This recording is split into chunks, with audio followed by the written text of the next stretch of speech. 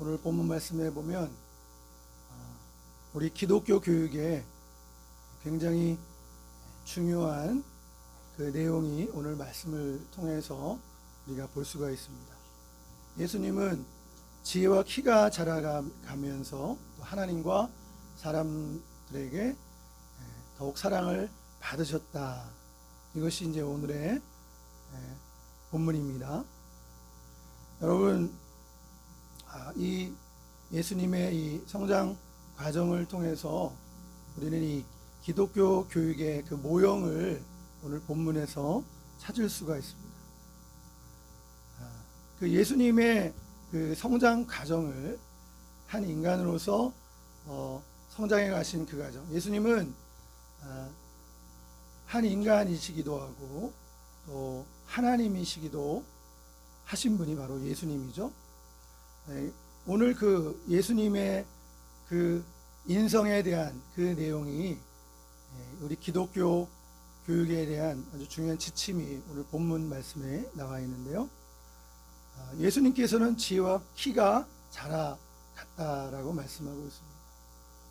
여러분, 사람의 성장 과정에 이 세상에 태어나서 제일 먼저 그 도움이 필요하죠. 그 갓난아기가 태어났을 때 육체적인 필요가 채워져야 하는 것이죠. 예수님도 지혜와 키가 자라갔다. 이 육체적인 필요가 채워진 것을 오늘 본문을 통해서 말씀해 주고 있습니다. 그 어린아이는 태어나자마자 어머니의 모태에서 태어나서 그다음 어머니 품에 안겨서 절대적인 그 보호를 받아야 됩니다. 어린 아기는 힘이 없죠. 그래서 절대적인 육체적인 그런 필요를 어머니를 통해서 체험을 받는 것입니다. 아기가 우는 그 모습 속에 어머니의 젖을 물리면서 그러면서 어린아이는 육체적인 필요가 채워지는 거죠. 어머니의 젖을 물리고 젖을 빨고 그리고 어머니 품에 안겨서 그 10달 동안 어머니 태에 있다가 나와서 어머니 품에서 그 안정을 경험하게 되는 것이죠. 그래서 절대적인 그런 보호 속에서 젖을 먹고 또 보호를 받으면서 이 어머니의 이 스킨십이잖아요. 늘 품에 안기니까 어머니가 늘 안아주는 거예요. 그러니까 우리 모두는 다 그렇게 이제 어린 시절을 보내야 되는 거죠. 어머니의 그 따뜻한 품 속에서 그 안에서 안정감을 누리고 필요를 채우면서 자라가는 것이죠. 이런 부분을 우리가 무시할 수가 없는 것이죠. 어릴 때 이런 육체적인 필요와 육체적인 접촉을 통해서 그 사랑을 느끼는 것이고 안정감을 경험하면서 살아가게 되는 거예요. 예수님은 이렇게 키가 자라났다는 이 말씀을 통해서 어머니 마리아를 통해서 그러한 육체적인 필요가 충족이 된 것을 볼 수가 있습니다. 그런 가운데 건강한 그러한 자녀로 사람들은 이제 자라나게 되는 것이죠. 그리고 이제 또 지혜도 함께 자라났다고 했는데 이 지혜는 그런 육체적인 성장 외에도 이런 그 정신적인 성장이 예수님께 있었다는 것을 우리에게 보여주고 있습니다. 여러분, 이제 이것이 지혜와 키가 함께 자라간 것으로 설명을 하고 있는데 사실 어렸을 때의 그 어머니의 따뜻한 품에서 자라나는 그 어린아이가 받는 그 자양분은 그 어떤 것으로도 대신할 수 없고 계산되어지지 않는 그러한 축복과 자양분이라고 말씀을 드릴 수가 있는데요.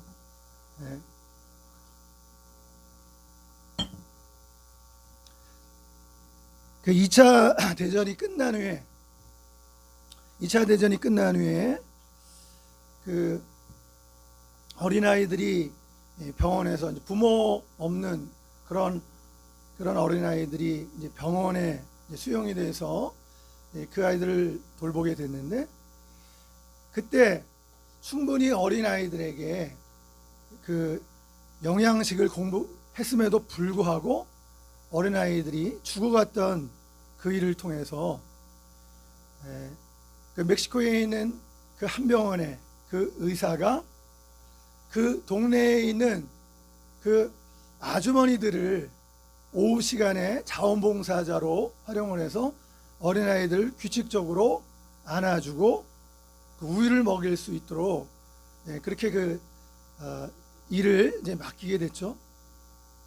그것을 통해서 어린아이들이 이유 없이 영양분이 공급이 되었지만 말라가면서 육체적으로 피폐해지고 나중에 죽음에 이르기까지 이르는 이 병의 이름을 그 명명해서 마라스무스 병이라고 이름을 지었는데요. 그런데 그 멕시코에 있는 그 한적에 있는 그 병원에서 그 지역의 그 주부들을 자원봉사자로 이렇게 병원에서 사용을 했을 때 그분들이 다 애기 엄마죠. 와서 아이들을 안아주고 얼러주고 그래서 뭐 하루에 뭐 15분씩 이런 식으로 아이들을 안아주면서 우유를 먹이고 정말 자기 자녀처럼 그런 사랑을 공급했을 때 이 마라스무스 병이 치료되는 그러한 것을 볼 수가 있습니다. 여러분, 우리가 그 인간이 성장해 가는 데 있어서 이런 육체적인 필요와 함께 이런 정서적인 지지가 굉장히 그 인간의 성장에 있어서 특별히 어린 시절에 그 말 못하는 그 어린 시절의 아기들에게는 이것이 거의 절대적이다라고 할 만큼 중요한 역할을 하는 것을 볼 수가 있습니다. 그래서 오늘 이 말씀을 통해서도 예수님은 지혜와 키가 자라갔다는 이 말씀을 통해서 충분히 예수님도 이러한 육체적인 필요가 채워지고 그리고 정서적인 그러한 또한 그 지지와 그런 도움을 이제 부모님으로부터 어머니로부터 공급을 받았던 것을 볼 수가 있습니다. 그래서 우리가 이 본문이 사실 기독교 교육, 오늘날의 기독교 교육에서 아주 중요한 그 본문인 것을 보여주고 있는 것이죠. 오늘 이 본문의 말씀은 또 인간의 교육이 전인 교육이어야 함을 또한 보여주고 있는데요. 그것은 지혜와 키가 자라갔다는 말씀은 정신적인 성장과 육체적인 성장과 함께 그 다음에 하나님 앞에서 사랑스러워 가셨다. 인간의 영적인 존재라는 것이죠. WHO 보건기구에서도 건강을 정의할 때 최근에 이 영적인 부분을 첨가시켰어요. 육체적이고 정신적이고 사회적인 건강을 말했다가 최근에 와서 영적인 건강을 그 건강의 항목에 포함시킨 것을 볼 수가 있습니다. 예수님은 하나님 앞에서 사랑스러워 가셨다. 영적인 성장을 말해주고 있죠. 그 다음에 네 번째 마지막에는 사람에게 더욱 사랑스러워 가셨다는 이 말씀을 통해서 사람은 관계적인 존재임을 분명히 말해주고 있고 또한 사회적인 성장이 이루어진 것을 우리에게 오늘 본문을 통해서 그 예수님이 그러니까 우리 인간의 모든 인간의 하나의 그 표상인 거죠. 하나의 모델이 되는 것이죠. 그 예수님의 모습을 통해서 이 기독교 교육이 출발이 여기 이 본문에서 시작이 되는 것을 볼 수 있습니다. 그래서 이 땅에 살아가는 수많은 사람들이 오늘날 치유의 필요성이 제기되고 있는데 이 세상을 살아가면서 세상에 태어나면서부터 사람들은 이제 생존해야 되는 것이고 또 살아가야 되는 그런 과제가 주어진 것입니다. 하나님께서 우리 모든 인간들을 이 세상에 보낼 때 우리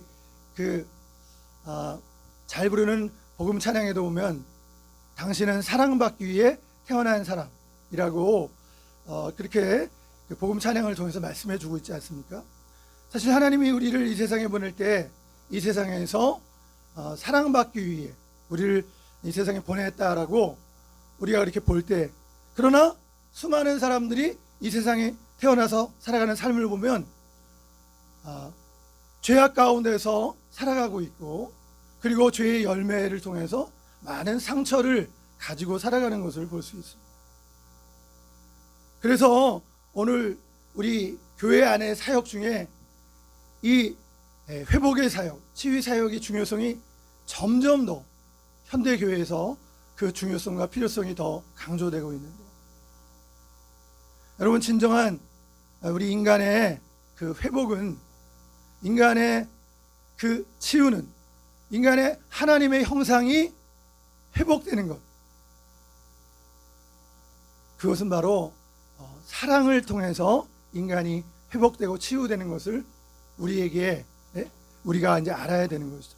그것이 바로 하나님께서 세상을 이처럼 사랑하사 독생자를 주셨으니, 하나님이 세상을 이처럼 사랑하사 독생자를 주셨으니, 예수 그리스도를 아끼지 아니하고 이 세상에 보내시고 십자가의 죽음을 통해서까지 우리를 향한 그 하나님의 사랑, 그 예수님의 십자가를 통한 하나님의 사랑을 통한 회복과 치유가 바로 오늘날의 그 치유의 핵심이 되는 것이죠. 그러니까 많은 치유의 중심에는 단지 잘해준다라고 하는, 그 사람이 원하는 것을 해준다라는, 좋아하는 것을 해준다라는 그런 의미에서 머물러 있지 아니하고, 예수 그리스도의 십자가를 통한 치유, 죄의 회복과 더불어 또한 우리의 정신적이고 육체적인 그러한 회복까지를 함께 말해주고, 나아가서 그러한 회복은 사회적인 관계의 회복으로 그것이 더 발전되어 감을 오늘 본문을 통해서 우리에게 보여주고 있는 것이죠. 오늘 우리 교회가 이제 이것을 알아야 됩니다. 그런데 우리의 이런 치유의 과정을 밟아야 가는 데 있어서는 혼동이 돼서는 안 돼요. 근데 많은 경우에 이것이 섞여 있기 때문에 사람들이 제대로 하나님의 사랑을 경험하는데 방해를 받고 있어요. 처음에 먼저 우리는 하나님의 사랑을 깨닫고 그 사랑을 경험하는 것이 중요해요. 최초의 아기가 태어나서 그 어머니의 품에서 모유를, 수유를 받고, 그리고 어머니의 품에서 사랑을 받고, 그 따뜻한 품에서 안정감과 그 따뜻한 그 사랑, 그 안락한 그 경험을 하는 것처럼, 오늘 우리 그리스도 안에서 신생되는 하나님의 백성들에게 이런 경험이 우선적으로 굉장히 중요하다는 것을 우리는 알아야 되는 거죠. 그러니까 하나님의 사랑을 통한, 예수 그리스도의 십자가를 통한 그 치유가, 그 하나님의 사랑에 대한 그 경험이 너무나 중요하다는 거예요. 근데 이러한 것이 자꾸 뒤죽박죽해서 사랑을 제대로 경험을 해야 되는데, 그 속에서 이것이 잘 정리되지 않고 하나님의 사랑과 이 세상에 살아가면서 상처를 받고 힘들게 살아가는 것이 막 섞여져 있는 거예요. 네, 이런 부분에서 정말 하나님은 사랑이시다, 이런 것이 우리 신앙인들의 의식 속에 잠재적으로라도 이것이 살아있어야 되는 거예요. 그러한 것이 우리 신앙인들도 이 세상에서 삶을 살아가면서 다 마찬가지예요. 불신자들과 마찬가지, 이 세상은 어떤 생존 경쟁의 가축장의 모습을 가지고 있거든요. 그럼 이런 세상에서 정말 한 사람으로서 당당하게 살아가는 것만으로도 대단한 것이거든요.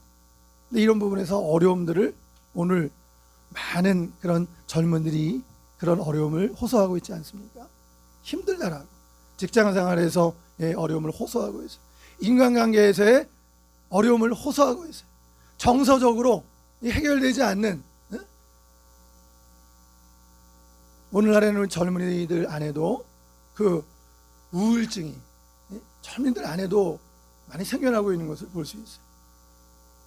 이런 부분에서 우리 교회가 눈을 떠서 현대 사회에서 정말 이런 치유와 회복의 사역을 우리가 해 나가야 되는데, 그 중심에는 바로 예수님의 십자가, 그 십자가를 통한 하나님의 사랑, 그것을 경험하게 하는 일이 교회의 아주 중요한 핵심적인 사역의 중심에 있는 거죠. 가장 교회의 사역의 핵심은 십자가 사역인 거예요. 그 십자가가 바로 다름 아닌 하나님의 사랑. 하나님이 세상을 이처럼 사랑하사 독생자를 주셨으니, 바로 이것이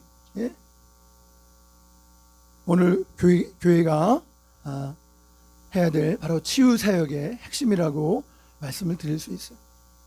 여러분, 그래서 많은 사람들이 그 좋은 사람이 되고 싶어하는 꿈을 갖습니다.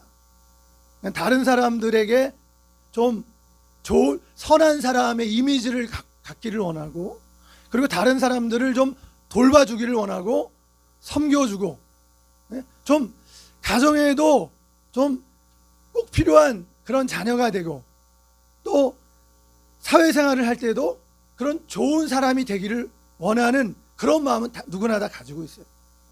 근데 문제는 그런 마음을 가졌는데 그렇게 살아가고 있느냐라는 거예요. 실제로 살아가는 이 세상 속에서 많은 사람들은 실패를 경험하고 좌절을 경험하고, 나는 이것밖에 되지 않는가, 자기는 원치 않았는데 어느 사이에 자기가 가해자의 모습으로, 다른 사람들을 힘들게 한 존재로, 다른 사람들을 억압한 존재로, 다른 사람을 상처를 준 그러한 가해자의 모습으로 다른 사람이 나를 보기도 한다는 거예요. 그러면서 한편으로 또 피해자의 모습을 가지고 있잖아요. 억울한 모습을, 그런 마음을 또 토로하는 거예요.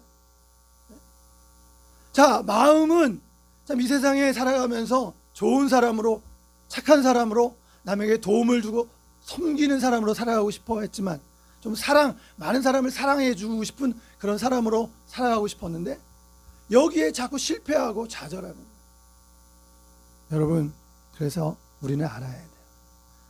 예수님처럼 사랑의 사람이 되고 싶습니다, 이렇게 말하는데 예수님과 같은 그런 사람이 되지 못하는 거예요. 여러분, 여기에는 중간 과정이 필요한 거예요. 저절로 되는 게 아니라는 거예요. 그것이 바로 치유라는 거예요. 치유를 경험하는 것을 통해서 나의 상처가 치유가 되면서, 치유가 된 사람들의 모습은 많이 경직된 모습에서 이렇게 자연스러운 그런 모습으로, 부드러운 그런 유연한 사람으로 이렇게 변하게 되거든요. 그러니까 좋은 사람이 되고 싶다고 해서 저절로 된다는 게 아니에요. 예수님처럼, 예수님과 같은 성품을 가진 사람이 되고 싶어요. 그거는 그리스도인이라면 다 그런 소원을 가지고 있어요. 그러나 저절로 되는 게 아니다. 그 과정이 뭐냐? 중간 단계를 거쳐야 되는데, 그것은 바로 치유를 거쳐야 된다. 여러분, 우리가 치유가 되면 예수님을 닮는 것이 그렇게 어렵지는 않은 거예요. 단숨에 예수님을 우리가 닮아가는 것은 아니지만 닮아가기 시작하는 거예요. 내 힘으로 노력하고 애써서 우리가 예수님을 닮아가는 게 아니라는 거예요. 내 안에 있는 어떤 정서적인 문제, 마음에 깊은 상처, 이런 것들이 치유되는 경험들을 하게 되면, 여러분, 그런 사람은 정말 이게 마음이 열리고 마음이 시원해지는 것을 경험하는 거예요. 우리가 그런 치유의 경험을 예수 그리스도의 십자가를 통해서 경험하게 된 교회가 바로 그 예수님의 십자가를, 그 십자가가 교회 안에 있잖아요. 그 예수님의 십자가의 보혈이 교회 안에 흐르고 있다. 그 보혈의 강에 우리 성도들이 그 우리의 아픈 상처들을 거기서 씻어내면 되는 거예요. 말씀을 통해서 또 우리 기도하면서 찬양 가운데 그 그리스도의 십자가가 하나님의 사랑인 것을 우리가 체험할 때에 그것을 알면서 눈물이 나오는 거죠. 아, 내가 힘들었구나. 하나님 앞에서 그게 인정이 되는 거예요. 지금까지 삶을 통해서 많은 삶 속에서 괜찮아, 나는 괜찮아. 수없이 자신에 대해서도 나는 괜찮다고 그러면서 살아왔던 자신의 모습이 보여지기 시작하는 거예요. 아, 나는 괜찮지 않았구나. 내가 힘들었구나.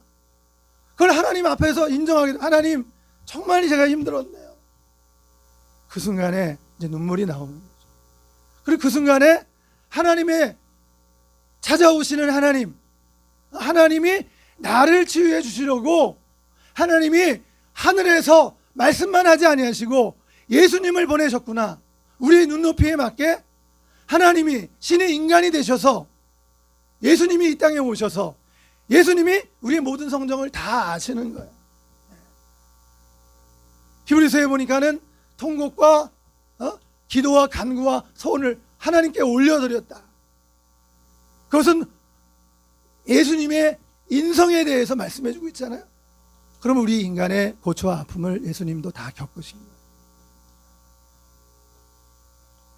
그런 예수님, 그런 아픔을 겪으신 그 예수님. 그러나 예수님은 그 상처로 끝내지 아니하시고 그것을 극복하시고 그분을 회복하셨고 승리하신 거예요.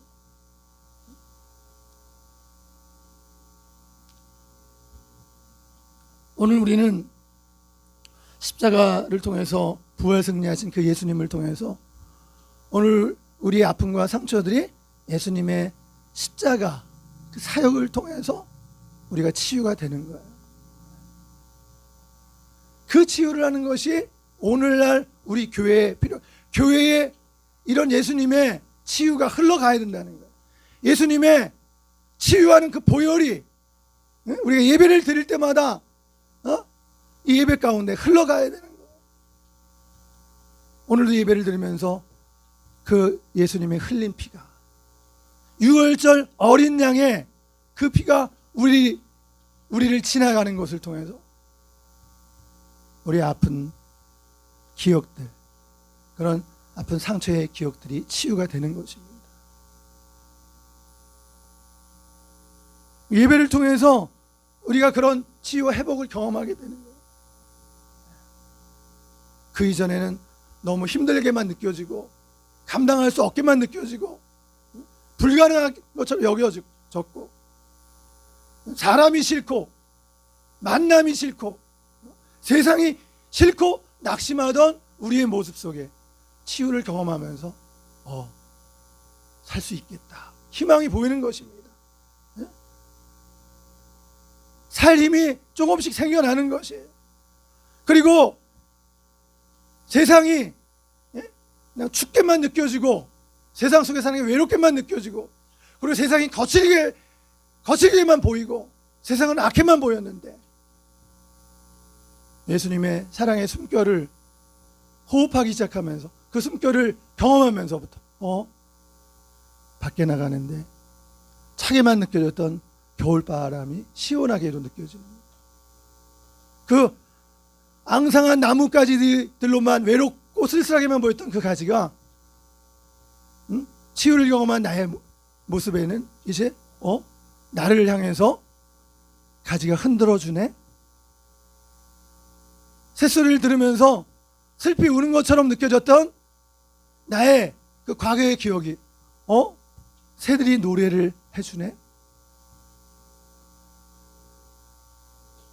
오늘 우리가 예수님의 치유를 경험해야 될 이유들이에요. 그래서 교회와 우리 가정들, 우리 믿음의 가정, 교회와 가정은 그 예수님의 십자가를 통한 하나님의 사랑을 통한 치유를 경험하는 예수님의 보혈은 예수님이 십자가에서 피 흘린 그것을 통해서 사실은 주께서 채찍에 맞음으로 너희는 나음을 입었나니. 이사야 53장에 나온 말씀이잖아요. 치유의 근거가 되는 최종의 말씀은 예수님의 십자가는 우리를 치유하는 보혈의 약이 된다는 거예요.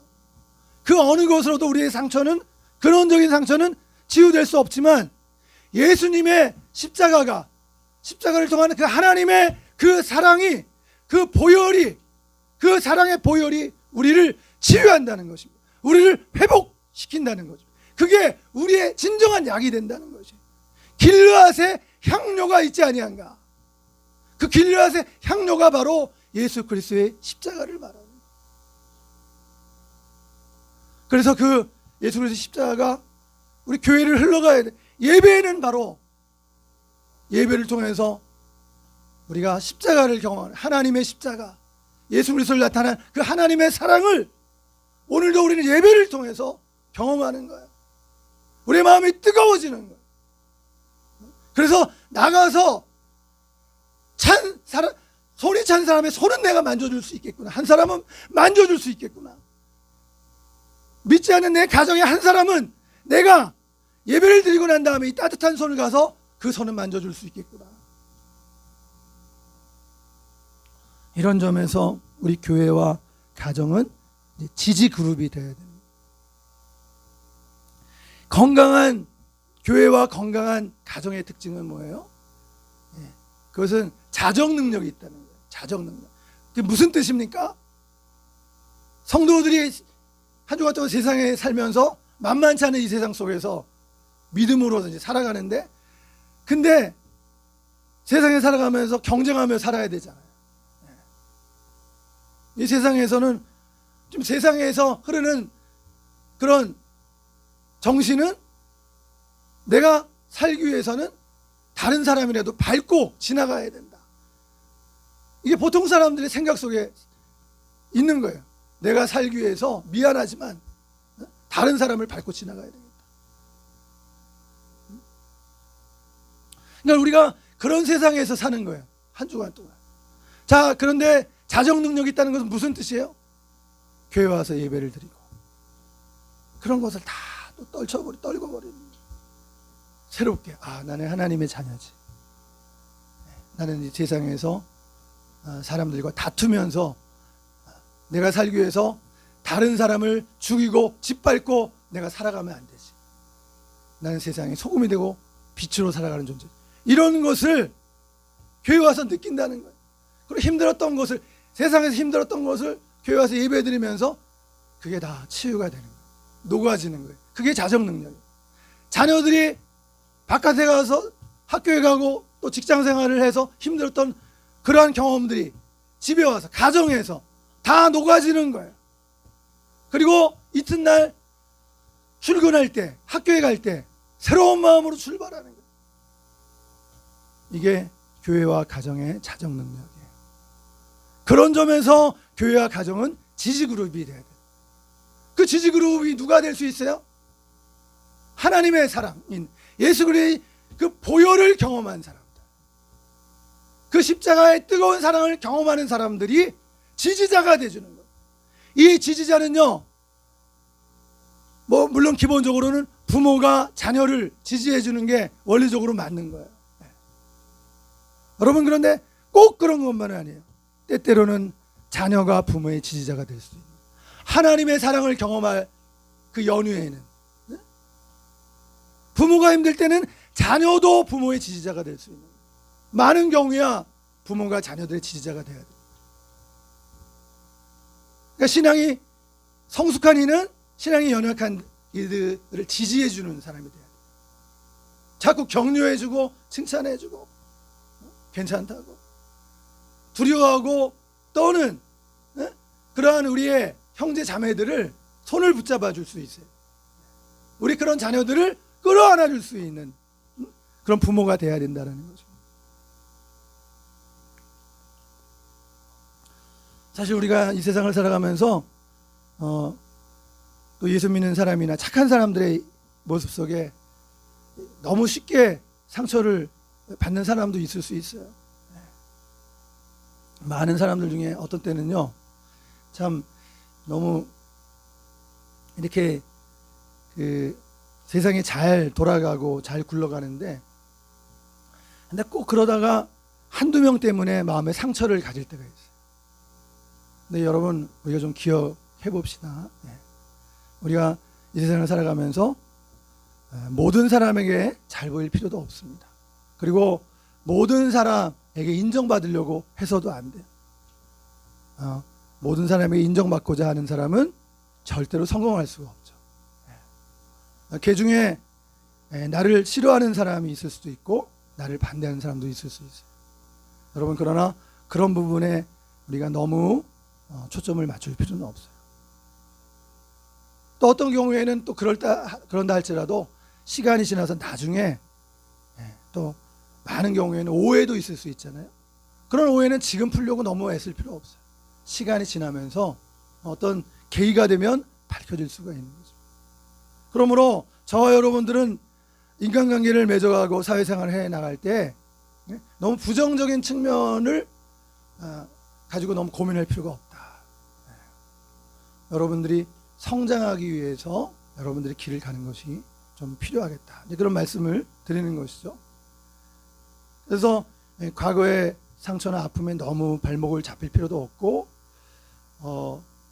수많은 사람 중에서 한두 사람에 의해서 낙심하거나 좌절감을 느끼고 때로는 열등감을 느끼는 그런 일이 있어서도 안 되겠다. 여러분, 오늘 이 예수님의 그 어린 시절의 이 성장 과정을 통해서 오늘 우리는 또 생각해야 되는 것이 있습니다. 우리 믿음의 크리스찬들도 우리는 말에나 일에 있어서, 그리고 자기 분야에 있어서 자기 길을 누구나 다 가잖아요. 여러분의 길을 여러분들이 가잖아요. 그럼 여러분들이 맡아서 가는 그 길에 있어서 여러분들의 삶에도 진보가 있어야 되는 거죠. 늘 그 자리에 있는 게 아니라, 고인물은 이제 썩어지잖아요. 그러니까 여러분들도 여러분을 돌아보면서 스스로를 이제 좀 채찍질기 할 때가 됐구나. 그럴 때는 여러분들이 또 도전해야 되는 거예요. 그러니까 자신을 업그레이드 시켜야 되는 거예요. 배워야 되는 거예요. 지금 나의 분야와 나의 전공에 있어서 가만히 머물러 있지 아니하고 이 부분에 있어서 진보를 보이는 거예요. 여러분의 영적인 생활에 있어서도 늘 그 자리에 있는 데서 만족하지 말고 도전해보는 거예요. 도전을 하면요, 그만한 대가가 있죠. 도전하기에는 그만한 대가가 있어요. 근데 그런 것들에 대해서는 여러분들 믿음을 가지고, 다성에 젖어서 살아가는 사람들의 모습에서, 그 눈빛에서 살아있는 눈빛을 발견할 수 없잖아요. 그 살아있는 눈빛은 마치 연어 물고기처럼 물살을 거슬러 올라가는 그런 생명력. 사실 우리 그리스도인들을 향해서 때로는 하나님께서 우리에게 도전하시죠. 어떤 상황들 속에. 그 예루살렘 교회가 그 초기에 흩어지지 않고 머물러 있을 때 보니까 그 예루살렘의 핍박이 다가오니까 그 다음에 예루살렘 교회가 흩어진 것처럼 흩어져서 예루살렘과 온이 되어 사마리아 땅끝까지 주님의 증인이 되는 계기가 되었던 것처럼,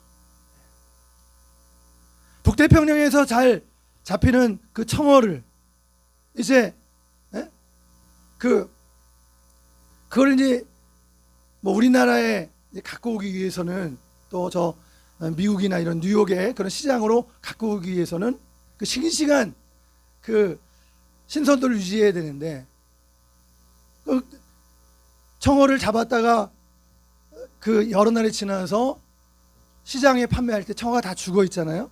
근데 사람들이 그걸 이제 싱싱한 생선을 어떻게 만들 수 있을까?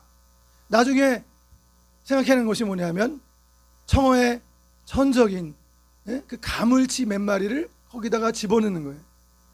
그러니까는 이 청어들이 죽지 않으려고 막 도망다니잖아요. 그러니까 그 뭐 1주, 2주, 몇 주가 지난 다음에도 청어가 살아있는 거예요. 시장에 왔는데도. 그럼 살아있는 그 청어를 공급해 줄 수가 있게 되는 거죠. 여러분들의 삶 속에 하나님은 그리스도인의 우리 존재감을 어떻게 느껴야 되냐? 한번 따라서 합시다. 우리는 메뚜기가 아닙니다. 한번 따라서 해보세요. 우리는 메뚜기가 아닙니다. 우리는 독수리예요. 우리는 독수리입니다. 그러니까 하나님은 메뚜기는 훈련이 필요 없어요. 근데 독수리 훈련은 높은 곳에서 어미 독수리가 독수리 새끼를 떨어뜨렸다. 그리고 급강하에서 독수리를 이렇게 밑에 가서 받지 않습니까? 하나님이 우리 하나님의 자녀들을 이 독수리로 생각하기 때문에 단련하시는 거예요. 그러니까 우리가 그것을 알게 되면 하나님을 믿고 신뢰하며 나아갈 수가 있게 되는 거예요.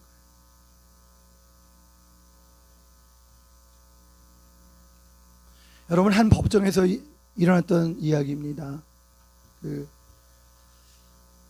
서초동의 소년 법정에서 일어난 얘기인데요. 한 소녀가 친구들과 오토바이를 훔쳐 달아난 혐의로 구속이 됐어요. 그래서 그 홀 어머니가 지켜보는 가운데, 방청석에서 지켜보는 가운데 재판이 진행이 됐습니다. 그 법정의 그 책임 판사가 여성 부장 판사가 이제 입장을 했습니다. 근데 이미 이 아이가 전과 14범을 가진 소녀였어요. 그리고 이제 보호 처분을 이제 예상하고 이제 그 법정에 나오게 되는데요. 그 판사가 다음과 같은 판결을 내렸습니다. 판결을 이제 선포하는 그 자리에서 그 소녀를 일어나라 그랬어요. 그리고 일어나서 나를 따라 힘차게 외쳐봐. 따라 외치라고 얘기한 거예요. 나는 이 세상에서 두려운 것이 없다. 처음에 따라하지 않지만 반복해서 얘기해서 따라하게 만들었어요. 나는 이 세상에서 두려울 것이 없다. 나는 무엇이든 할 수 있다. 그리고 나는 이 세상에 혼자가 아니다. 따라하라고 그랬어요. 근데 이 소녀가 조그맣게 나지막하게 따라하다가 나는 이 세상에서 혼자가 아니다 라고 하는 말을 따라서 외칠 때 참았던 눈물이 그냥 쏟아져 나온 거예요. 가정법원 이런 곳에서 이런 판결이 있었던 것 같아요. 여러분, 이 소녀가 이렇게 된 데는 이 소녀만의 잘못이 아닙니다. 이 사회와 어른들의 잘못이 있었습니다. 이 소녀 아이가 어린 나이에 남학생 4명에 의해서 성폭행을 당하고 그 일로 인해서 가정을 떠나고 가출하고 그 일 때문에 어머니는 몸의 일부가 마비가 오게 되고 그러면서 겉돌다가 불량 학생들과 어울려 살다가 이렇게 전과를 기록하게 됐습니다. 사회의 책임이 크고 우리 어른들의 책임이 큽니다. 이 아이에 대한 판결은 이 세상에 나는 혼자가 아니다 라는 것을 주문하는 것을 통해서 그 판결이 이루어졌어요. 여러분, 오늘 우리의 삶 속에서 도전과 변화가 필요한 듯 싶습니다. 여러분들의 삶 속에 주님을 생각함으로 여러분들이 노력할 수 있게 되기를 바랍니다. 우리 그리스도의 비전은 뭘까요? 당장은 내가 치유받고 싶다. 내 상처를 치유받고 난 회복하고 싶다. 그런 생각들이 있으실 거예요. 물론입니다. 그게 시급한 일입니다. 당장 내가 좀 살고 싶어요. 내 상처를 치유받고 싶어요. 내가 회복되고 싶어요. 그 문제를 가지고 여러분들 하나님 앞에 가십시오.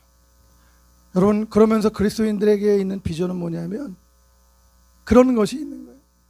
이 세상에서 내가 성공을 하고 또 내가 성취를 이루고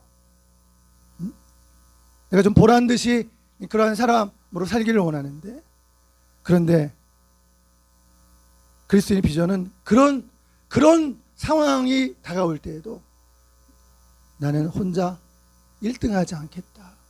나는 다른 사람의 손을 이끌어 주겠다.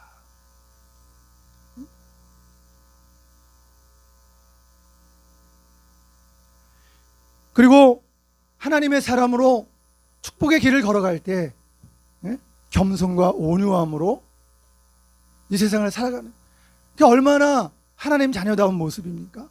이게 우리 그리스도인의 비전인 거예요. 그리고 인간관계에 있어서 먼저 손 내밀고 찾아가 주는 거, 이게 못난 것이 아니에요.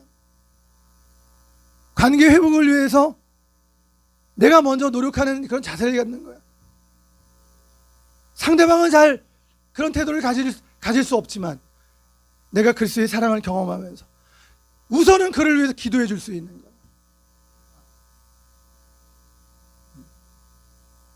그리고 기회되는 대로 화해할 준비를 하는 거예요.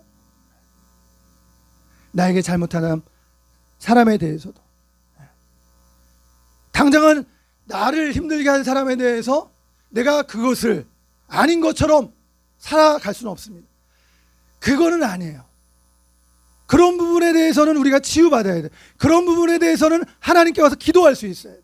그런 부분에 대해서는 여러분들이 믿음의 가정에서 여러분들의 부모를 만나서 그런 얘기를 할 수 있어야 돼. 그래야 여러분들이 치유가 되고 회복이 되는 거예요. 억울한 일을 당했는데 괜찮아, 그거는 아닙니다. 억울한 일을 만났어요. 내가 오늘 그 얘기를 부모에게 와서 하세요. 하나님께 기도하면서 하세요.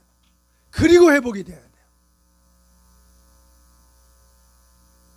억울한 일을 만났는데 그걸 참기만 하고 나아간다면 어떤 일이 생기는지 아세요?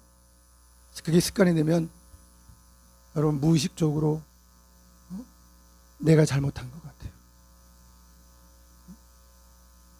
내가 잘못한 게 아니라 상대방이 잘못했는데 참고만 지내고 착한 사람으로 살 때 나중에는 여러분 마귀의 밥이 되는 거예요. 이용당하는 거예요. 당당히 할 말을 하지 못하는 거예요. 옳은 말을 할 자신감이 없어지는, 점점.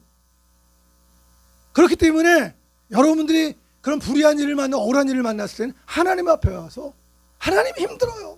억울한 일을 만났어요. 어떻게 하면 좋아? 여러분들이 기도하면서 그걸 풀어야 되는 거예요. 하나님이 네가 내 자녀인데 참아야지. 처음부터 그렇게 안 하세요. 다 들어주세요. 얘기 다 끝나면 그때 하나님께서 마음 가운데 그렇게 말씀하시는 것 같아요.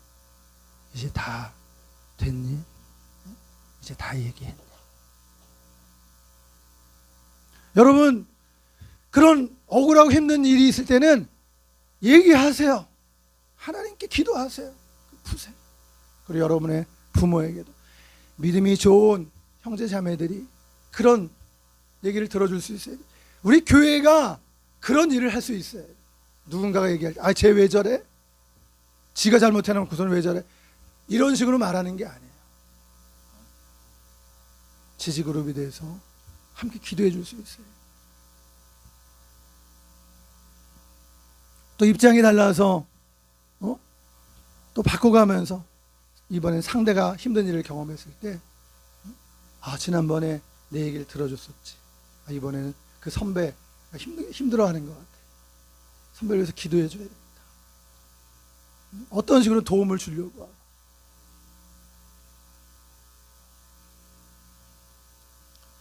그리스도인들이 가지는 비전에는 결국은 하나님께 영광을 돌리겠다라는 거예요. 내가 1등으로 끝나겠다라는 것은 그리스도인이 가질 수 없는 비전이에요. 그리스도의 비전에는 반드시 내가 잘 될 때는 다른 사람들 끌어올려야 되는데, 내가 행복을 느낄 때는 책임감이 주어지는 거예요. 이런 하나님의 사랑을 모르는 사람들 행복하게 만들어야 되는데, 그러기 위해서는 정말 예수님의 십자가의 이 사랑의 보혈을 저들이 알아야 되는 거예요.